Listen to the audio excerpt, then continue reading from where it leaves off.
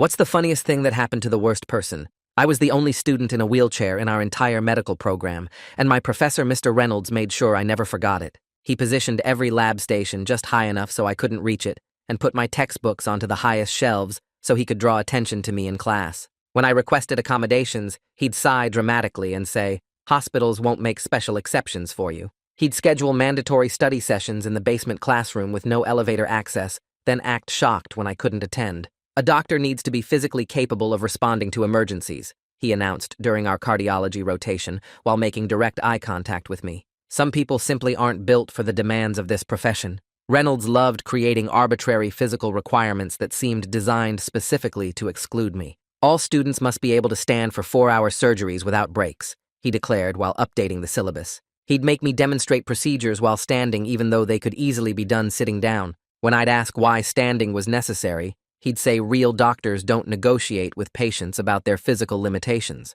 "I'm not being discriminatory," he told the dean when I filed my third accessibility complaint. "I'm preparing students for the reality of medical practice where physical capability matters." He'd moved our clinical rotations to the oldest building on campus, with narrow doorways and no accessible restrooms. "If she can't navigate a simple hospital corridor, how will she handle a code blue?" He'd ask other professors loud enough for me to hear. But then one day, Reynolds didn't show up for Monday morning lectures, and the substitute professor apologized for the delay. "Professor Reynolds had an accident over the weekend and will be out for a couple weeks," she explained while students whispered among themselves. By Wednesday, the whole medical school knew the truth about Reynolds' accident. He'd been at his country club trying to impress a woman by jumping over the pool in a golf cart after drinking too much. The golf cart flipped and pinned both his legs underneath, while security cameras captured every humiliating second. Both legs were shattered, and he'd need months in a wheelchair while the bones healed. The footage had already spread like wildfire on the school servers, complete with carnival music in the background.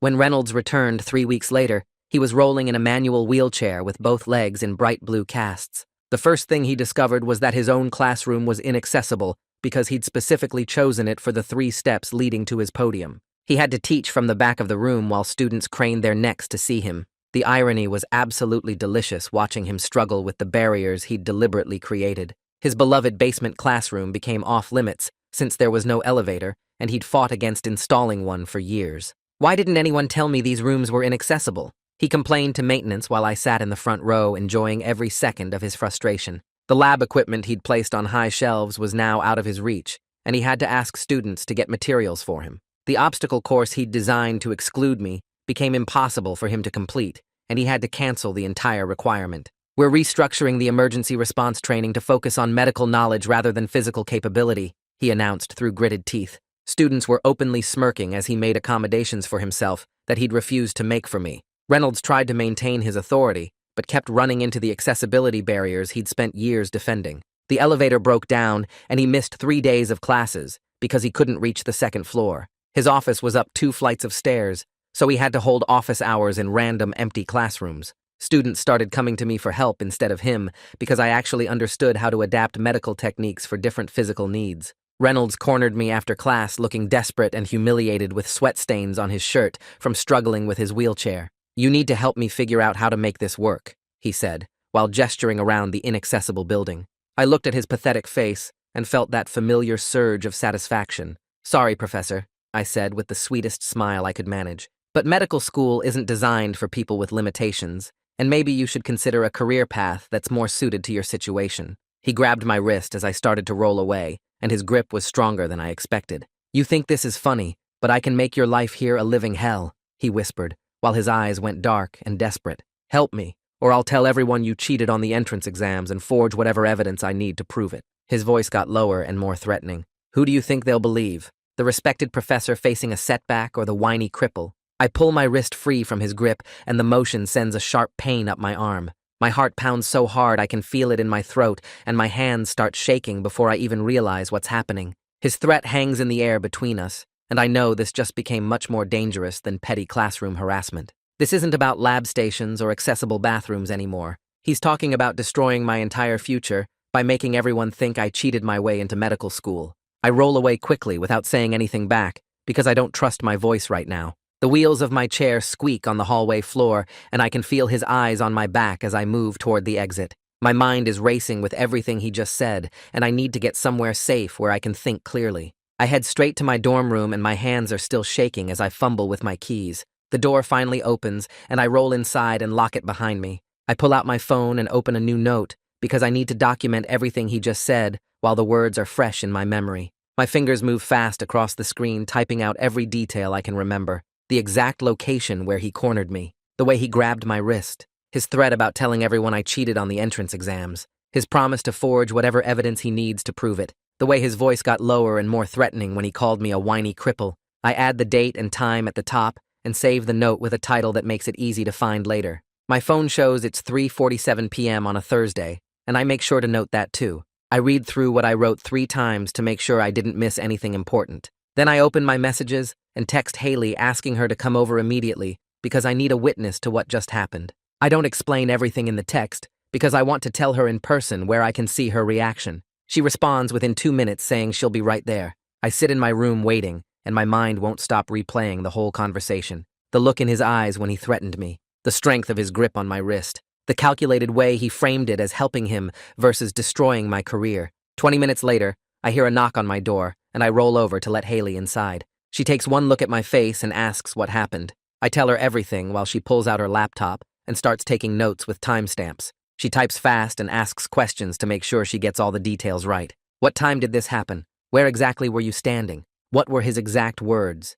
Did anyone else see or hear this? I answer each question and watch her document everything in a clean, organized file. When I finish telling her the whole story, she stops typing and looks at me with real concern on her face. She suggests I record any future interactions with Reynolds, since threatening to fabricate evidence crosses a serious line. I hadn't thought of that, but it makes sense. I pull up my phone browser and start researching state recording laws while Haley watches over my shoulder. It takes about 15 minutes of reading through legal websites, but I finally discover that I can legally record conversations I'm part of without telling the other person. My state is a one-party consent state, which means only one person in the conversation needs to know about the recording. Relief washes over me, because this gives me a way to protect myself if he tries anything else. Haley helps me test the voice recording app on my phone to make sure it works properly and picks up clear audio. We do a practice run where she stands across the room and talks in a normal voice, and the recording comes out clear enough to understand every word. I save the recording instructions in my notes, so I don't forget how to use it in the moment. After Haley leaves, I open my email and compose a message to Disability Services requesting an urgent meeting with my coordinator, Zara Green. I keep the message vague, but mark it high priority because I don't want to put everything in writing before talking to someone face-to-face. I write that I need to discuss a serious accommodation issue that requires immediate attention. My finger hovers over the send button for a second before I press it. The email whooshes away, and I sit back in my chair feeling exhausted from the adrenaline wearing off. Zara responds within an hour, offering me a slot tomorrow morning at 9 a.m. I accept immediately and add it to my calendar. That night I barely sleep because I keep replaying Reynolds' threat over and over in my mind. Every time I close my eyes, I see his face and hear his voice promising to forge evidence of cheating. I wonder if he's already started planting fake proof somewhere in the school systems. Maybe he's creating fake emails or documents that make it look like I got test answers ahead of time. My mind races through worst-case scenarios where his word carries more weight than mine because he's a respected professor and I'm just a student. What if he's been planning this for weeks and already has everything ready to go? What if the administration believes him without even investigating? What if this ends my medical career before it really starts? I check my phone every hour looking for suspicious emails or notifications, but nothing comes through. The room stays dark and quiet, except for the sound of my racing thoughts. When my alarm finally goes off at 7 a.m., I feel like I haven't slept at all. I get ready slowly and head to the Disability Services office, arriving 15 minutes early. Zara greets me at the door and leads me into a small private meeting room with a table and comfortable chairs. I lay out everything that's happened, including the blackmail threat, and she listens carefully while taking detailed notes on a yellow legal pad. Her pen moves steadily across the paper, and she doesn't interrupt me once. When I finish talking, she looks up, and I can see genuine concern on her face as the pattern becomes clear. She asks a few clarifying questions about dates and times and specific words Reynolds used. Then she advises me to create a contemporaneous written record of every interaction with Reynolds going forward. She explains that documentation is my strongest protection, and the more detailed records I have, the harder it will be for him to dispute what happened. She suggests I loop in a faculty witness whenever possible for important academic situations like exams or lab work, Having another professor present makes it much harder for Reynolds to retaliate without someone noticing. I ask about interim accommodations to minimize contact with Reynolds, and Zara says she'll submit a formal request to the department. Her expression gets more serious, and she warns me the process takes time, and the department might push back, citing budget constraints or scheduling difficulties. She's seen it happen before, where they drag their feet on accommodations that inconvenience faculty members. I leave her office feeling slightly better, because at least someone believes me and knows what to do, but I also feel the weight of knowing this is going to be a long fight. The next day, I return to class feeling exposed and vulnerable because Reynolds is back teaching from his wheelchair at the front of the room. He's talking about cardiovascular procedures and using a pointer to indicate diagrams on the screen behind him. I take my usual seat and try to focus on the lecture material. About halfway through, he pauses and scans the room, and his eyes land on me. He makes direct eye contact and holds it for several seconds longer than necessary. I see something calculating in his expression that makes my stomach turn. It's not anger or frustration, but something colder and more deliberate. He's planning something, and he wants me to know it. I force myself to look away and write notes on my laptop, but my hands are shaking again. The rest of the lecture passes in a blur, and I can barely remember what he said by the time class ends. 2 days later, I'm checking my email between classes and see a notification from the academic portal about my recent lab assignment grade. I click through and stare at the screen because the grade is way lower than I expected, a 72 when my work was solid, and I know I followed all the instructions carefully. The feedback section has barely 2 sentences saying my technique needed improvement, and my documentation was incomplete, which makes no sense because I triple-checked everything before submitting. I immediately suspect this is Reynolds starting his retaliation campaign, and my stomach twists with anger and fear at the same time. I navigate to the course page and download the detailed grading rubric, then pull up my original assignment file and start comparing them line by line. After 20 minutes of careful review, I find 3 separate deductions for criteria that weren't anywhere in the original assignment instructions we received. One section lost points for not including a safety protocol checklist that was never mentioned as required. Another section got marked down for using abbreviated terminology when the style guide we got said abbreviations were acceptable. The third deduction claimed I didn't cite a specific reference text that wasn't even on our required reading list. I take screenshots of everything, including the original instructions, the grading rubric, and my submitted work with timestamps showing when each document was created. Then I open a new document and start writing down exactly what's wrong with each deduction, keeping my language factual and calm, even though I want to scream. I need to find someone outside Reynolds' department who can review this objectively and back me up. I remember hearing about Rafael Hassan, a faculty member in the physiology department who apparently helped another student challenge an unfair grade last year. I find his email address in the campus directory and start composing a message, keeping it professional but direct about what's happening. I explain that I received a grade that seems inconsistent with the stated criteria, and I've documented specific discrepancies between the rubric and the original assignment instructions. I attach my comparison document and ask if he'd be willing to review the situation as a neutral third party. I read through the email 3 times, checking for anything that sounds whiny or accusatory before hitting send. The response comes back in less than 2 hours, which surprises me. Raphael says he's reviewed my documentation, and the discrepancies are concerning enough that he'd be happy to supervise any makeup work or future assignments to ensure fair evaluation. He suggests we meet in his office tomorrow afternoon to discuss the situation in detail and figure out the best path forward. Reading his email, I feel this surge of hope that someone with actual institutional standing believes me and is willing to help.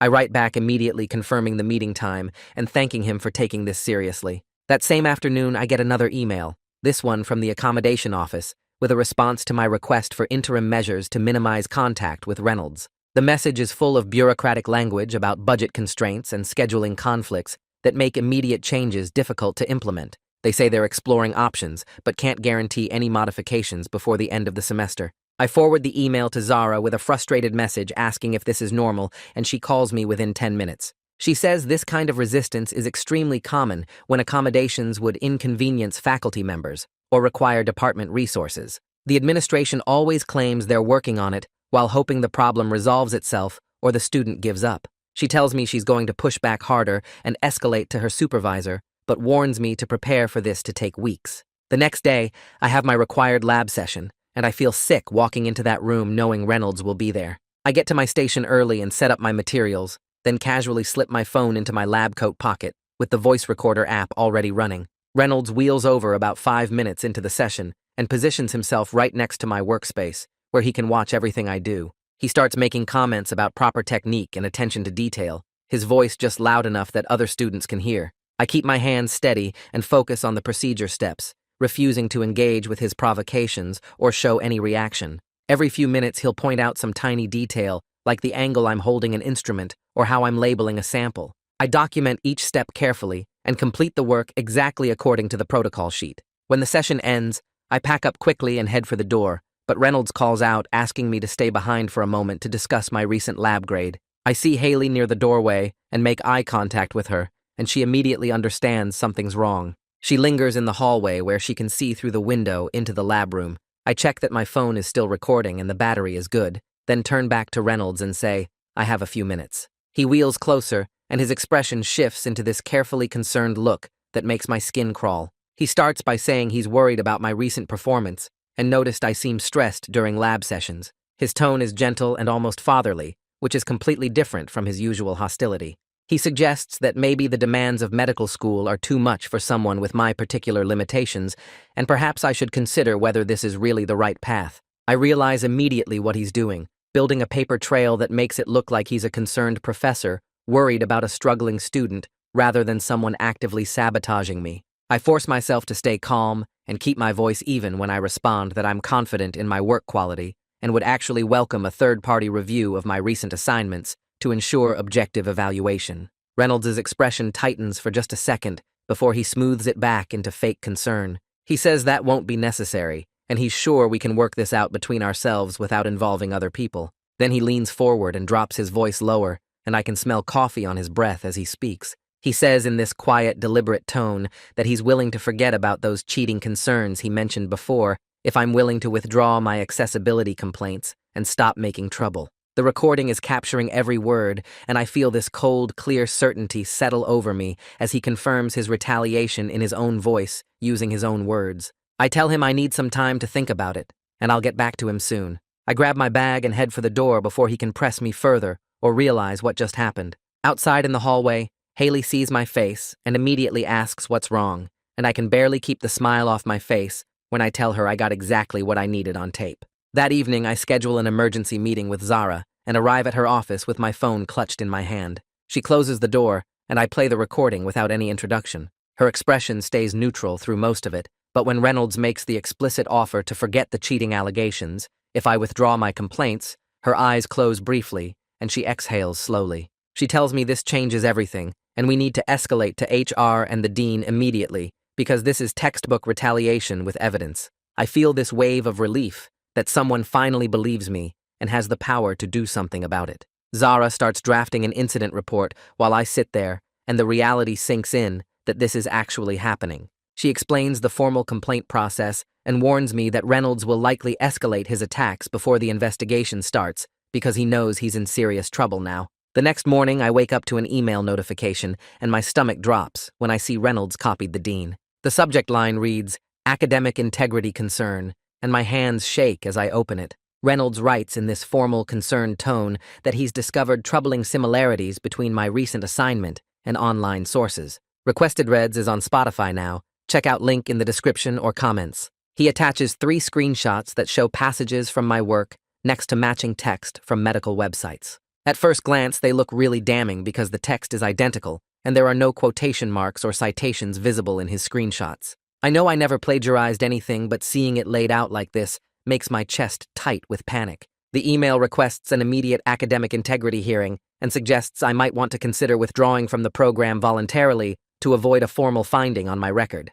I call Haley right away, and she comes over within 30 minutes. We pull up my original document files and compare them to Reynolds' screenshots line by line. It takes us almost an hour, but we finally figure out what he did. He took my properly cited references and cropped the screenshots to cut off the citation information at the bottom of each page. He also edited out the quotation marks I used around the direct quotes and removed the in-text citations that appeared in parentheses. My stomach drops as I understand how far he's willing to go, because this isn't just making false accusations. He actively fabricated evidence by manipulating my work to make it look like plagiarism. Haley suggests we take screenshots of everything with metadata, showing the file creation dates and modification history, before he can claim I altered anything after his accusation. I contact Zara again, and we spend the afternoon drafting a careful response to the dean. I provide the original document files with full citations and metadata, showing they haven't been modified since I submitted them. I include screenshots proving the quotation marks and citations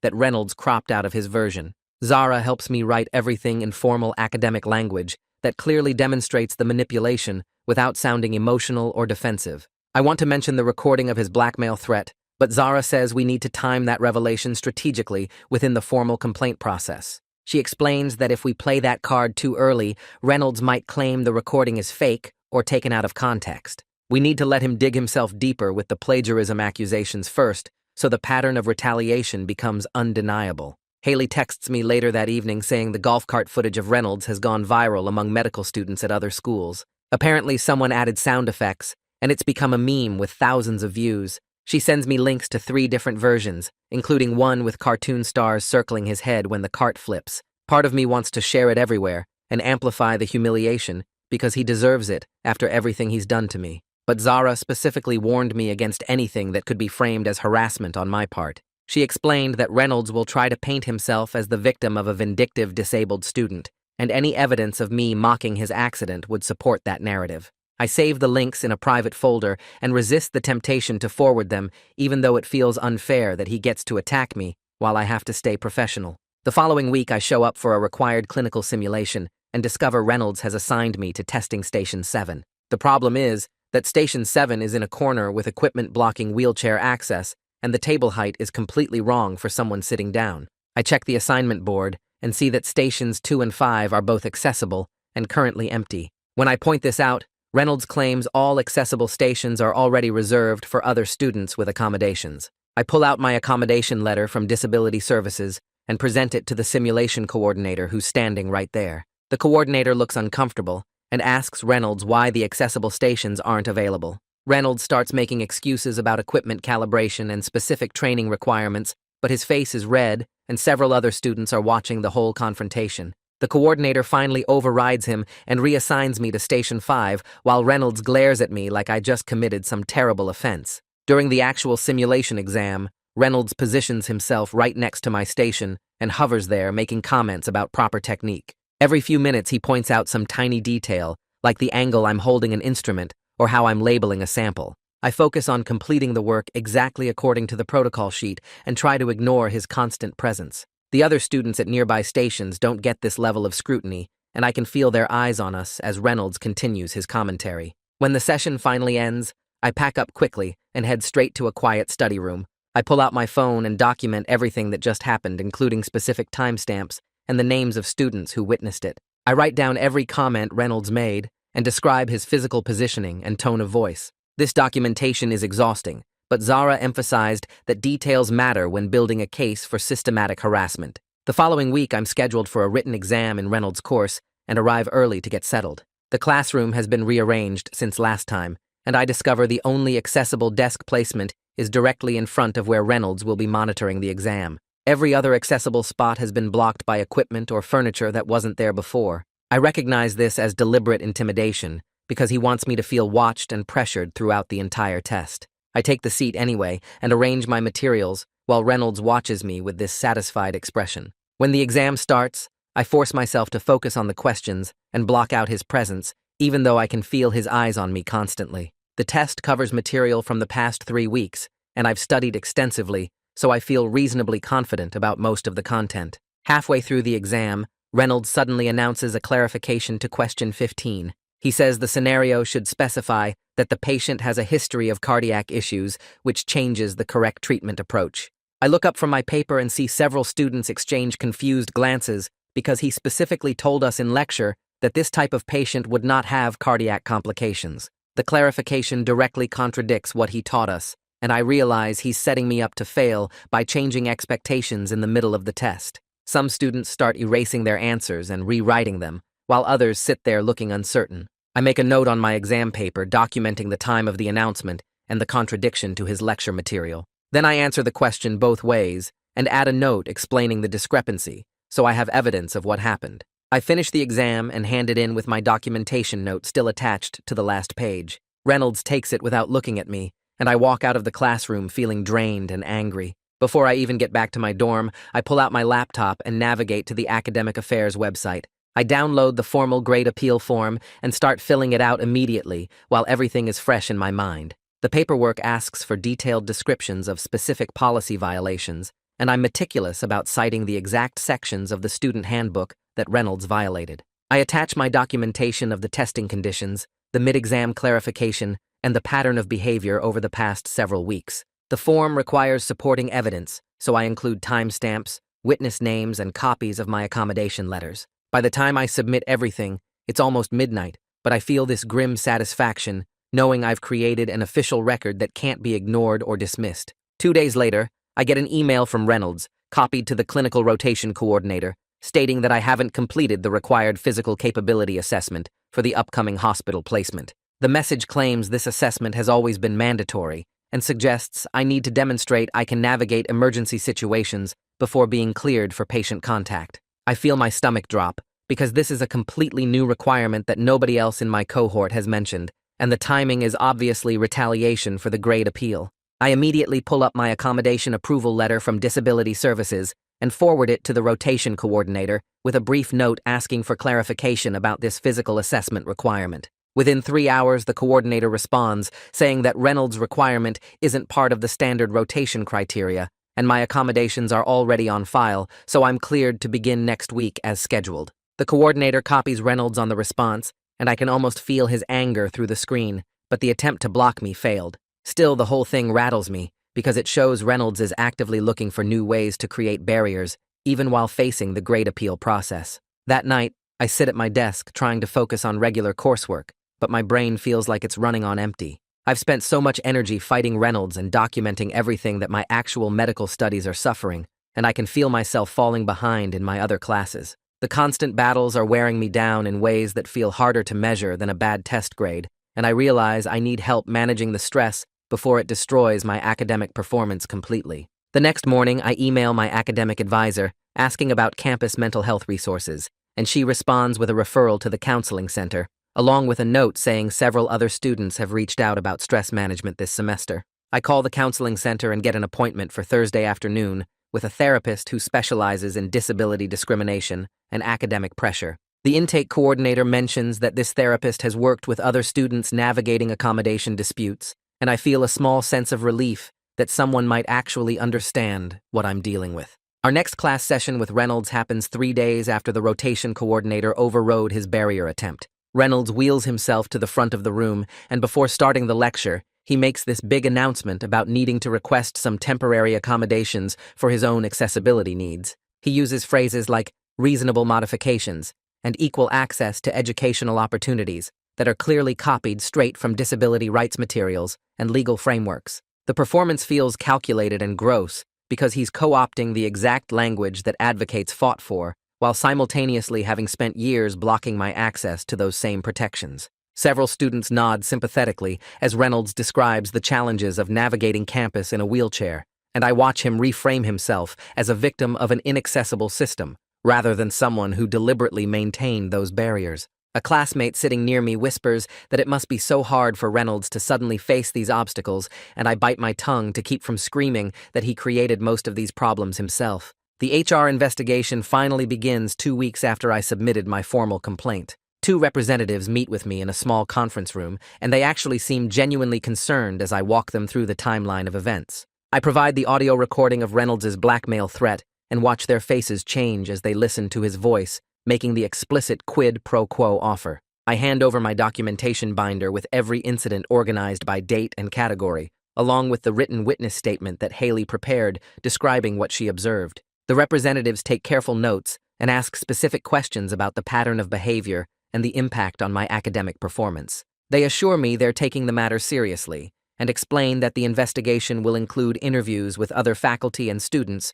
who might have relevant information. Before I leave, they tell me to report any further contact or retaliation from Reynolds immediately, and I feel cautiously hopeful that someone with actual authority is finally paying attention. 3 days later, I receive an official email from HR stating that pending the outcome of their investigation, Reynolds is restricted from having direct contact with me outside of required classroom instruction. The message explains that all my assignments in his course will now be graded by other faculty members to ensure fairness, and I can request alternative supervision for any required activities where Reynolds would normally be the only option. I forward the email to Zara, and she responds with a simple thumbs-up emoji and a note saying, "This is a significant step that shows HR found enough preliminary evidence to warrant protective measures." The proxy grading arrangement starts immediately, and I submit my next lab report to a different professor in the department who I've never worked with before. The substitute grading helps create some distance, but I notice pretty quickly that the other evaluators seem influenced by Reynolds' initial low marks on my record.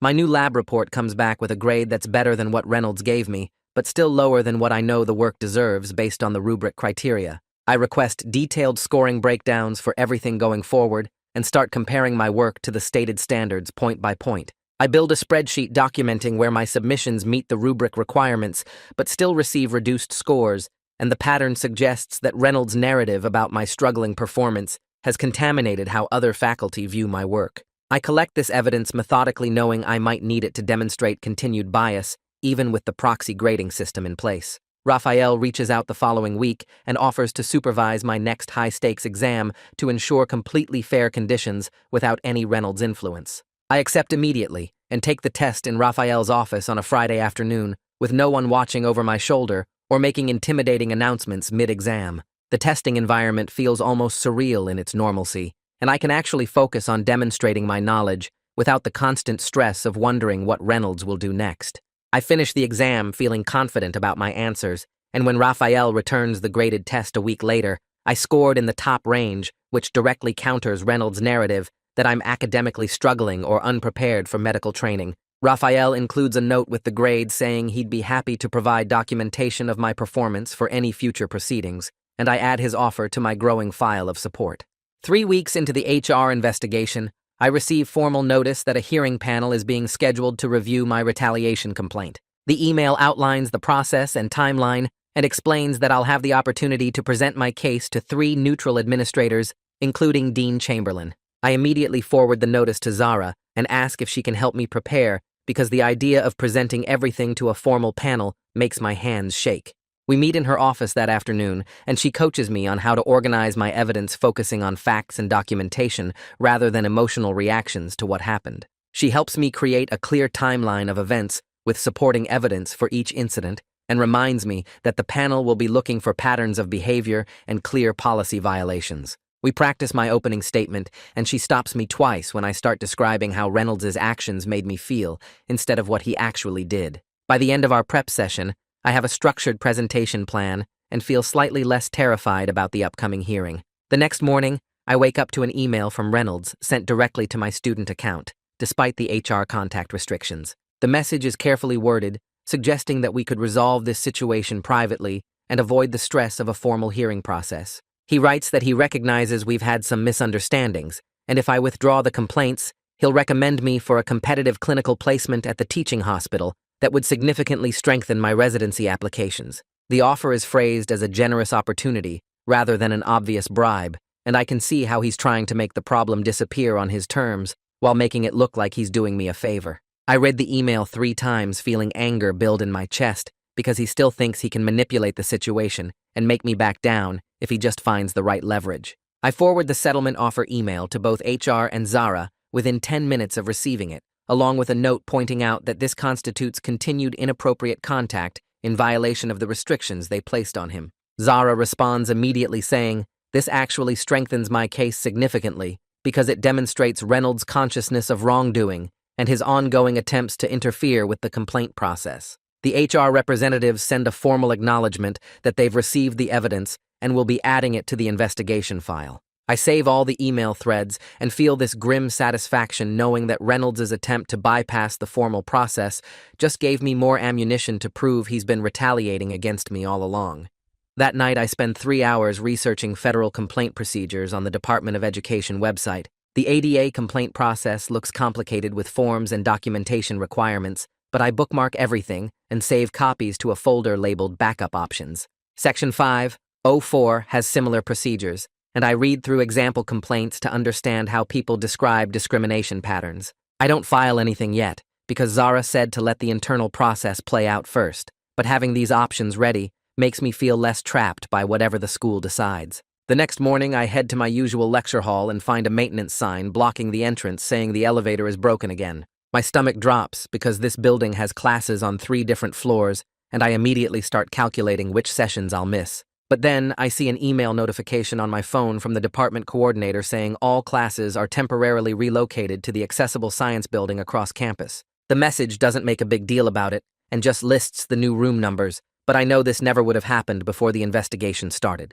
I roll to the new location and find other students already setting up, and nobody complains about the room change. The accommodation feels basic and obvious, but also significant because it happened without me having to fight for it. After class, I'm rolling through the main hallway when I hear 2 professors talking near the faculty lounge. I slow down because I recognize their voices, and one of them says something about Reynolds getting stuck trying to get through the doorway to the records office. The other one laughs and makes a joke about karma being a narrow doorframe. Part of me feels this rush of satisfaction hearing them acknowledge what Reynolds did to himself. But then the first professor does this mocking impression of Reynolds struggling with his wheelchair, and I feel uncomfortable because the joke isn't really about his behavior anymore. It's just making fun of someone having physical problems, and that's not the kind of justice I wanted, even if Reynolds deserves criticism for his actual actions. I keep rolling and pretend I didn't hear them because I don't want to be associated with that kind of mocking, even though Reynolds treated me worse for years. The next day, I'm waiting outside a department meeting room for a different class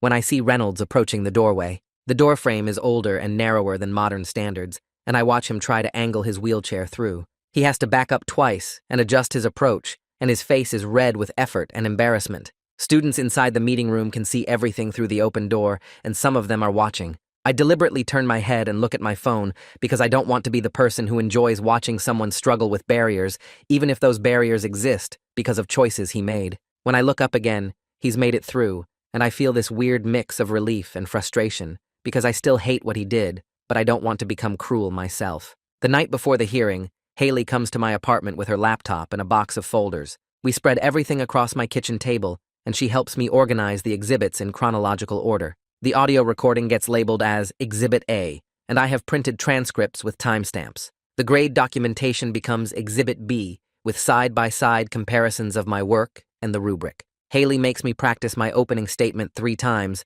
and stops me when I start using emotional language instead of factual descriptions. She reminds me to breathe and stay focused on the pattern of behavior rather than how angry it made me feel. By midnight, we have everything organized in a binder with tabs, and I feel slightly less terrified about presenting to the panel tomorrow. The hearing takes place in a conference room on the 3rd floor of the administration building. 3 panel members sit on one side of a long table, including Dean Chamberlain in the center.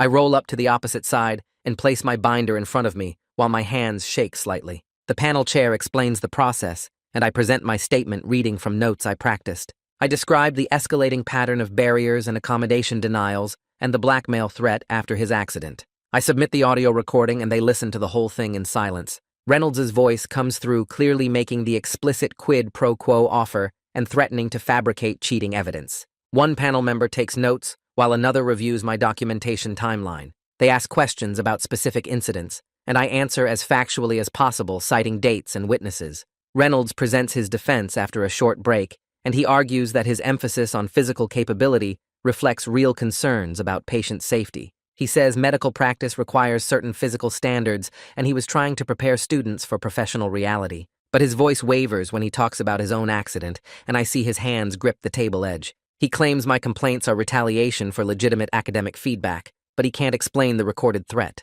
I watch his face and see genuine fear underneath the justifications, and I realize he knows the evidence is damning. The panel reviews additional materials that Zara obtained through her access to administrative files. She managed to get maintenance request emails from 3 years ago, showing Reynolds specifically objected to proposed accessibility upgrades in his primary teaching building. The emails show him arguing that the modifications were unnecessary and would set a bad precedent for accommodation requests. He wrote that the building's barriers served as useful preparation for students who would face similar challenges in the hospital environments. Several panel members exchange looks as they read through the evidence of deliberate barrier creation. One of them asks Reynolds directly why he blocked accessibility improvements, and he stumbles through an answer about budget priorities that doesn't match the tone of his original emails. The hearing concludes after 2 hours, and the panel chair says they'll issue a preliminary decision within 48 hours. I thank them and gather my materials while my brain feels foggy from the intensity. I have to go straight from the hearing to a regular exam in another course, and I struggle to shift mental gears from formal complaint presentation to biochemistry questions. The exam feels surreal, and I barely remember what I wrote down. 2 days later, I receive an official email with the interim finding. The message says, retaliation has been substantiated based on the audio evidence and pattern of adverse actions following my accommodation requests. Reynolds is immediately removed from direct teaching responsibilities pending the outcome of the full investigation. I read the decision 3 times to make sure I understand it correctly. Relief floods through me, mixed with this residual anxiety, because I know Reynolds won't accept this quietly, and there's still a full investigation to complete. But for now, he can't grade my work or control my access to required courses, and that feels like I can finally breathe without constantly watching for his next move against me. 3 days after the interim decision, the administration sends an email announcing a complete accessibility audit of all medical school facilities. The message says Zara will lead the review, and they're looking for student input on priority areas. She emails me directly that afternoon, asking if I'd be willing to serve as a student representative, and I stare at the message for a long time before responding. My brain feels like it's been through a meat grinder from the hearing process, but I know this audit could actually fix things beyond just my situation. I write back saying yes, and she schedules a planning meeting for the following week. The next morning, I walk into anatomy lab, and 3 students approach me separately to apologize for not speaking up sooner about Reynolds' behavior. They say they noticed the barriers, but didn't realize how deliberate it all was until the hearing evidence came out. I appreciate the apologies, but there's this weird distance now, like they're not sure how to act around me. 2 students who used to study with me regularly suddenly have scheduling conflicts every time I suggest meeting up. I realize some professional relationships got permanently damaged by this whole situation, and there's no easy way to repair them. During lunch, Haley mentions that people are taking sides, even though the official decision already came down, and I can feel the political tension whenever I enter common spaces. The isolation hits differently now, because it's not just Reynolds targeting me, but also the social fallout from fighting back against him. 2 weeks later, I receive notification that Reynolds has filed a countercomplaint with HR, alleging that I've been harassing him by documenting his accessibility struggles and sharing information about his accident. The email says they're opening a parallel inquiry, and I need to provide a statement responding to his allegations. I sit in my room reading the complaint details and feel this crushing exhaustion settle over me because I have to defend myself all over again. He claims I've been taking photos of him struggling with doors and stairs, then sharing them with other students to humiliate him. The accusation is completely false, but I know it'll take time and energy to disprove, and the process will drag on for weeks. I forward everything to Zara, and she responds within an hour, saying this is a common retaliation tactic, and we have documentation showing I never photographed him or spread information beyond official complaint channels. But knowing it's predictable doesn't make it less exhausting to live through. The next day, I meet with an attorney who specializes in disability rights to discuss filing external complaints with the Department of Education. Her office is downtown, and she reviews all my documentation, including the hearing outcome and Reynolds' countercomplaint. She explains that I could file under ADA and Section 504 procedures, but the process takes months and might not produce better results than the internal investigation already achieved. We talk through the pros and cons for over an hour and decide to hold off on external complaints unless the internal process stalls or produces an insufficient remedy. She says having the option available gives me leverage if the school tries to sweep things under the rug, and I should keep detailed records of everything moving forward. The consultation costs $300 that I don't really have, but I feel better knowing I have professional legal advice backing up my decisions.